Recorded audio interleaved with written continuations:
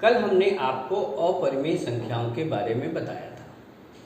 अब मैं आज आपको बताने जा रहा हूँ कि बताया गया था कि परिमेय संख्याएं 3 प्रकार की, एक थी पूर्णांक, दूसरा था भिन्न और तीसरा था दशमलव। तो पहले आप पूर्णांक संख्याओं को जानिए।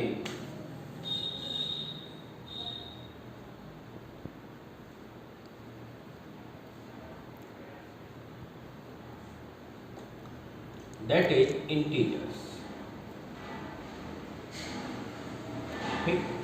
पूर्णांक संख्याएं वे हैं जिन्हें हम P/Q के रूप में लिख सकते हैं, जहां Q बराबर 1 है।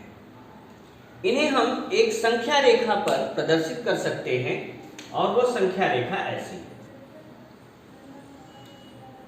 ये देखिए 0, 1, 2, 3, 4, 5 ऐसे ये पॉजिटिव इंटीजर्स, -1, -2, -3, -4, -5 ये निगेटिव इंटीजर्स हैं।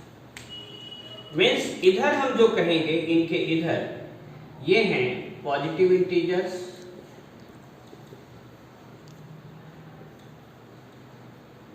जिसे हम कहते हैं धन पूर्णांक। अब आप ये जानिए कि क्या सवाल परीक्षाओं में पूछे जाते हैं। पहली बात वह है शून्य, न तो धन न ही ऋण पूर्णांक।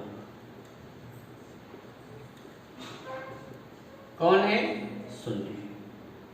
नंबर 2 योगात्मक तत्समक।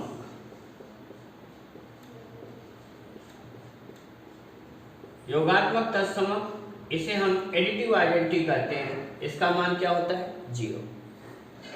तीसरा ये जानिएगा योगात्मक प्रतिलोम। योगात्मक प्रतिलोम बराबर होगा माइनस संख्या में संख्या का चिन्ह बदल जाएगा।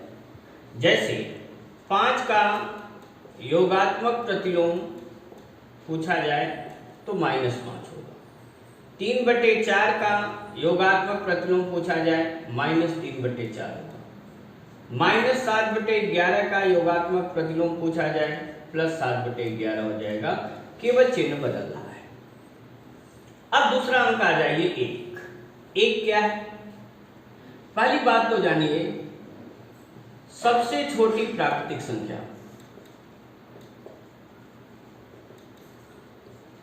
सबसे छोटी प्राकृतिक संख्या कौन है?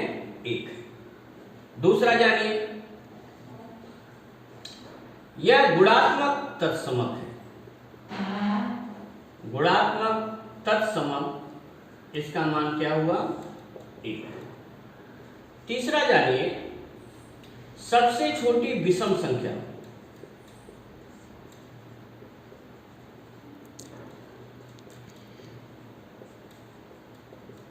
क्या हुआ? 1 हुआ।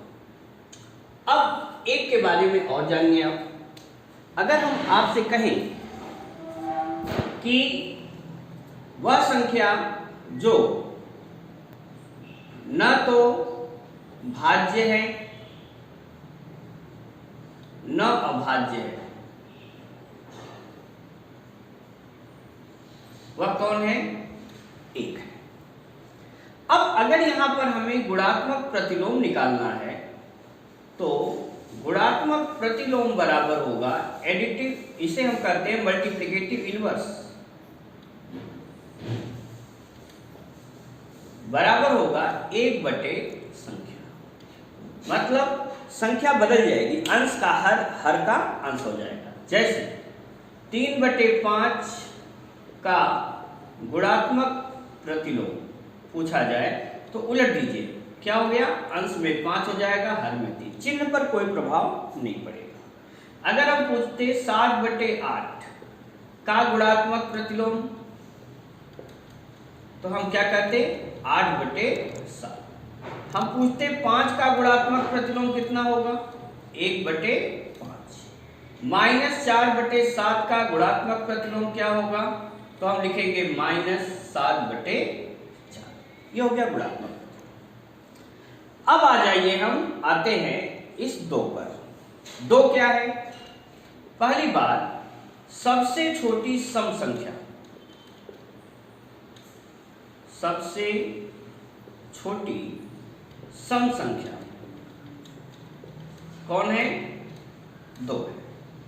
दूसरा पूछा जाए, सबसे छोटी अभाज्य संख्या।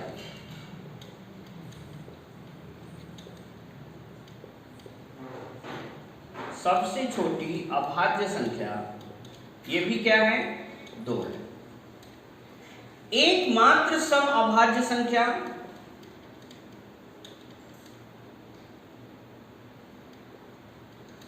एकमात्र सम अभाज्य संख्या, ये भी कौन है? 2 है। अब जानिए आप 3 के बारे में। सबसे छोटी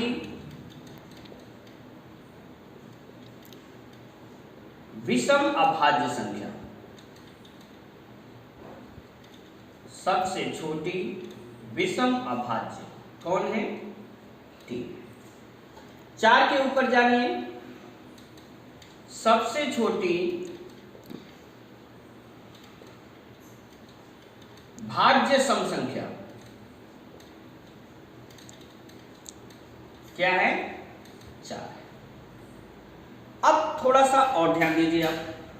अगर हम आपसे कहें कि भाई ये बताइए कि सबसे छोटी विषम भाज्य संख्या क्या है?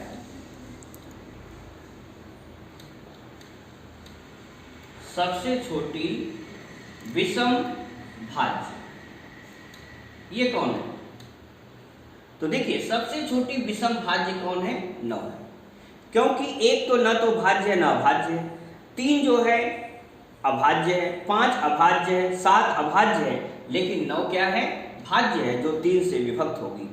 इसलिए सबसे छोटी विषम भाज्य संख्या क्या हो गई? 9 है। अब आपसे पूछा जाता है कि बताइए सबसे बड़ी या सबसे बड़ा ऋण पूर्णांक कौन सा है? तो सबसे बड़ा ऋण पूर्णांक क्या होता है? -1 है। ठीक है, तो यहां से केवल इस संख्या रेखा से ये सवाल पूछे जाते हैं। इन्हें आप अवश्य तैयार करिए और इस पर ही एक सवाल आपका हर हाल में एग्जाम में आ जाता है। Thank you very much.